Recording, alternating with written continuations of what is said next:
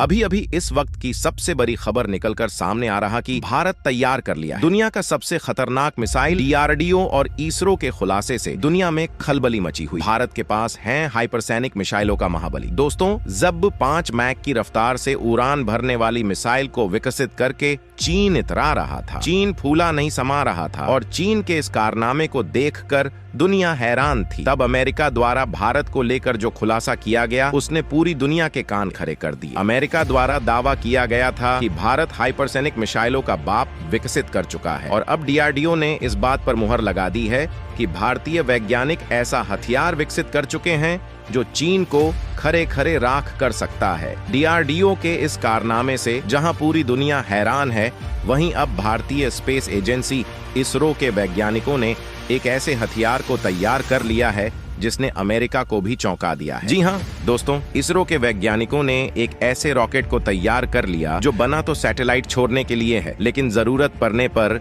दुश्मन के तंबू में तबाही ला सकता है। दोस्तों, आज की इस वीडियो में हम भारत के इन्हीं दोनों ब्रह्मास्त्र के बारे में जानकारी प्राप्त करेंगे। यकीन मानिए, वीडियो को पूरा देखने के बाद आप भी भारतीय होने पर गर्व करेंगे, क्योंकि इसरो के वैज्ञानिकों ने जहां अमेरिकी टेक्नोलॉजी को पीछे छोड़ दिया है, वही डीआरडीओ की तैयारी अमेरिका के कान खड़े कर चुके हैं। दोस्तों, रूस और यूक्रेन के बीच युद्ध जारी है, लेकिन चीन की चालबाजी देखते हुए एलएसी पर भारतीय सेना हाई अलर्ट पर है। चीन को लेकर हाल ही में खुलासा हुआ है कि चीन ने इतिहास का सबसे बड़ा इंफ्रास्ट्रक्चर भारत से लगती सीमा पर खड़ा कर दिया है। चीन भारत को यूक्रेन युद्ध में बिजी मानकर एलएसी पर बड़ी घुसपैठ करने की योजना बना रहा है। हालांकि अगर चीन ने ऐसा किया तो ये उसके इतिहास की सबसे बड़ी भूल होगी, क्योंकि मोदी सरकार ने गलवान में हुए खूनी संघर्ष के बाद भारतीय जवान को फ्री हैंड दे दिया है। यानी कि भारतीय जवानों को क्या करना है, कब करना है और कैसे करना है, इसको लेकर मोदी सरकार से इजाजत लेने की कोई जरूरत नहीं है। इसके अलावा भारत और भी तैयारियां कर रहा है। एक तरफ जहां भारत सुपरसोनिक ड्रोन को एलएसी पर तैनात करने की योजना पर काम कर रहा है, वहीं दूसरी तरफ जीबी बम जैसे महाविद्वान हथियारों का डिप्लॉयमेंट किया जा रहा है। लेकिन हाल ही में भारत एक और खतरनाक हथियार को एलएसी पर तैनात करने का फैसला कर चुका है। यह एक ऐसा हथियार होगा जिसके बारे में चीन ने आज तक सुना भी नहीं होगा। जिस तरह से भारत का यह नया हथियार काम करता है, चीन में ऐसी कोई कल्पना भी नहीं की। दोस्तों, भारत के इस नए और हैरान कर देने वाले हथियार के बारे में भी हम बात करेंगे, लेकिन उससे पहले भारतीय स्पेस एजेंसी इसरो के उस पराक्रम से रूबरू करवाता हूं जो पलक झपकते ही चीन को बैकफुट पर धकेल सकता है। आपको गर्व करना चाहिए। चीन अमेरिका और यूरोपीय देशों को पीछे छोड़ते हुए भारतीय अंतरिक्ष अनुसंधान संगठन यानी कि इसरो के वैज्ञानिकों ने एक ऐसी स्पेस शटल को तैयार कर दिया जिसे दोबारा से इस्तेमाल किया जा सकता है। आज की इस वीडियो में हम आपको इस सवाल का जवाब तो देंगे ही, साथ ही आपको यह भी बताएंगे कि आखिर क्यों आने वाला वक्त स्पेस सेक्टर का होगा। स्पेस में ही बार होंगे, स्पेस में ही दुनिया के देशों के बीच जंग लड़ी जाएगी। इसी चीज को ध्यान में रखते हुए भारत स्पेस की इस रेस में पीछे नहीं रहना चाहता। दोस्तों, ऐसा ही जबरदस्त जानकारी जानने से पहले अगर आप एक सच्चे देशभक्त हैं तो इस वीडियो को एक लाइक जरूर कर दीजिए और कमेंट बॉक्स में भारत के वैज्ञानिकों की मेहनत और कामयाबी के लिए जय हिंद जय भारत जरूर लिखें। और साथ ही अगर अभी तक आपने मेरे चैनल को सब्सक्राइब नहीं किया है तो सब्सक्राइब जरूर से कर दें। तो चलिए दोस्तों, हम अपने टॉपिक पर आते हैं।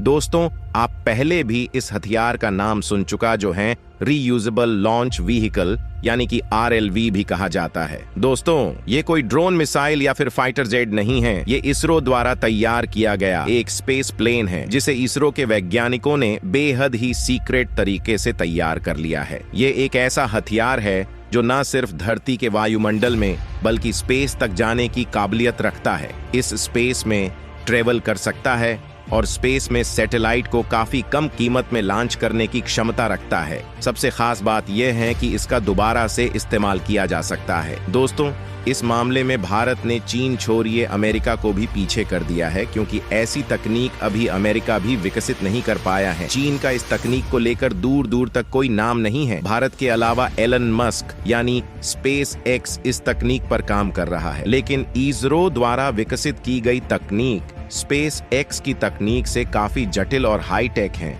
रिपोर्ट की माने तो इस RLB का इस्तेमाल न केवल अंतरिक्ष में सैटेलाइट को लॉन्च करने में किया जा सकता है, बल्कि इसका इस्तेमाल करते हुए दुश्मन पर ताबड़तोड़ हमला भी किया जा सकता है।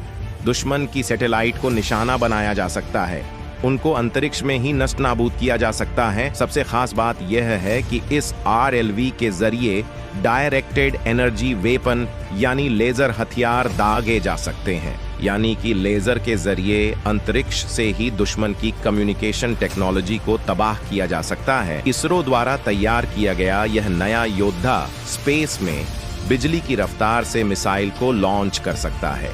इसकी रफ्तार आवाज की रफ्तार से तेज बताई जा रही है, यानी कि इसकी स्पीड हाइपरसोनिक स्पीड के आसपास हो सकती है। इसका इस्तेमाल करते हुए भारत न केवल सैटेलाइट लॉन्चिंग और हमला कर सकता है, बल्कि दुश्मन की जासूसी भी कर सकता है। दुश्मन की हर एक चाल पर बड़े ही आसानी से नजर रख सकता है, यानी यह भारत की सुरक्षा में भी काम आ सकता है और इसीलिए इसे आधुनिक भारत का ट्रांसफार्मर भी कहा जा रहा है, जिसका इस्तेमाल करते हुए दुश्मन की सैटेलाइट को बर्बाद किया जा सकता है। भारत अपना केवल अंतरिक्ष में काफी कम कीमत में सैटेलाइट को लॉन्च कर पाएगा, बल्कि अंतरिक्ष सुरक्षा में एक कदम आगे निकल जाएगा। अमेरिका, चीन और रूस जैसी देश भी ऐसी तकनीक हासिल करना चाहते हैं जिसका इस्तेमाल करते हुए वे दुश्मन की सैटेलाइट को डायरेक्ट एनर्जी वेपन से अंतरिक्ष में ही तबाह कर सकें, लेकिन अभी तक उनके पास ऐसी कोई तकनीक मौजूद नहीं है। आपकी जानकारी के लिए बता दूं कि इसरो के वैज्ञानिक इस तकनीक को और ज्यादा और एडवांस बनाने पर काम कर रहे हैं। जी हाँ दोस्तों, भारत का DRDO रूसी तकनीक का इस्तेमाल करते हुए ऐसी मिसाइल को विकसित करने की कोशिश कर रहा है जिसके सामने चीन भी 5 मैक की रफ्तार से उड़ान भरने वाली मिसाइल भी पानी मांगते नजर आएगी। ये मिसाइल इतनी खतरनाक होगी कि चीन को खरे खरे राख कर सकती है। आपकी जानकारी के लिए बता दूं कि रूस के पास 3 तरह की हाइपरसोनिक मिसाइलें मौजूद हैं। पहली है एडवांस मिसाइल, जो कि एक लैंड अटैक वेरिएंट है, यानी कि ये जमीन से जमीन पर हमला करती है, जिसे रूस की थल सेना द्वारा इस्तेमाल किया जाता है। दूसरी है किंजल मिसाइल, जिसे रूसी वायुसेना के लिए डिजाइन किया गया है। इस मिसाइल को लड़ाकू विमान से फायर किया जाता है। वहीं तीसरी है जिसको येंटीसिप हाइपरसोनिक क्रूज मिसाइल, जिसे रूसी नौसेना द्वारा इस्तेमाल किया जाता है।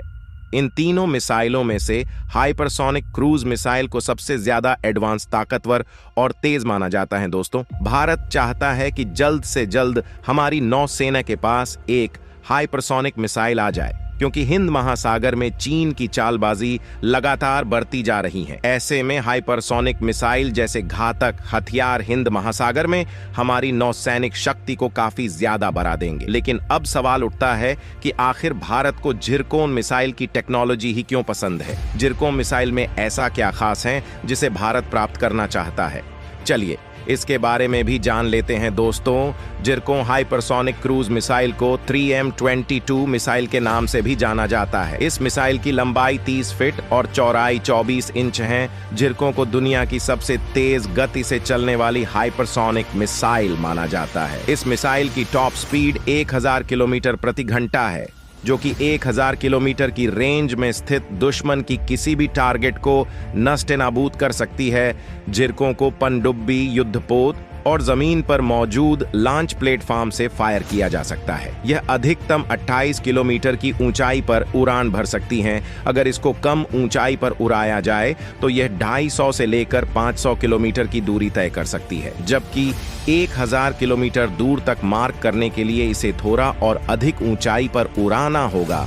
भारत अपनी ब्रह्मोस मिसाइल के लिए रूस से झिरकोन मिसाइल को हासिल करना चाहता है, और अगर ऐसा होता तो चीन को बर्बाद करने वाला हथियार भारत को प्राप्त हो जाएगा। चलिए जानते हैं DRDO द्वारा तैयार की जा रही ब्रह्मोस मिसाइल की ताकत के बारे में, जो झिरकों से भी ज्यादा घातक होने वाली है, क्योंकि इसमें झिरकोन प्लस DRDO की तकनीक का इस्तेमाल किया जाएगा। दोस्तों, ब्रह्मोस की रफ्तार और इसका अचूक निशाना इसे दुनिया की सबसे घातक मिसाइलों में शुमार कर देती हैं। यह मिसाइल 900 किलोमीटर प्रति घंटे की स्पीड से 1000 किलोमीटर दूर स्थित दुश्मन के किसी भी टारगेट को नस्तेनाबूद करने की क्षमता से लैस हैं। इसे किसी भी युद्धपोत, पनडुब्बी, लड़ाकू विमान या फिर जमीन पर मौजूद मोबाइल लॉन्चर से फायर किया जा सकेगा। ब्रह्मोस 2 मैन हाइपरसोनिक मिसाइल की तकनीकी इसे और ज्यादा घातक और अचूक बना देगी, जो चीनी नौसेना के लिए काल साबित होने वाली काफी कम ऊंचाई पर अधिक रफ्तार से उड़ान भरने के लिए